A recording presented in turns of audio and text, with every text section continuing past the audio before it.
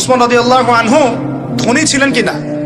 তো নবীর কাছে গিয়ে বলছেন যে আমার ধন সম্পদ খুব বেশি বাড়ছে, ইয়া রাসূলুল্লাহ আপনি সম্পদ একটু কমানোর দোয়া করেন তো আমার জন্য। চিন্তা করা যায় মানুষ এমন দোয়া কেউ করবে এই যুগে? আচ্ছা, নবী সাল্লাল্লাহু আলাইহি ওয়াসাল্লাম বললেন তুমি উটের পিঠে গাধার পিঠে খাওয়া দাওয়া করো, ঠিক আছে, খাওয়া দাওয়া করো। তো তিনি খাওয়া দাওয়া করেন। এখন কয়দিন বলতে কতদিন আল্লাহ ভালো জানেন, তিনি এসে বলছেন ইয়া রাসূলুল্লাহ আমার তো সম্পদ আরো আগের চেয়ে বাড়তেছে, দেখি আপনি কি দোয়া করলেন? সম্পদ আরো বাড়া শুরু করেছে এখন। তখন তিনি বলছেন যে তুমি যখন খাও তখন তোমার হাত থেকে যদি খাবার পড়ে যায় তুমি কি করো?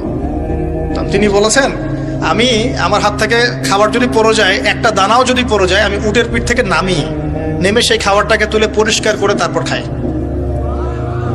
তখন নবীজি বলছেন যে তোমার আমল যদি এমনই হয় তাহলে তোমাকে আল্লাহ পাক সম্পদ দিবে না, কাকে সম্পদ দিবে?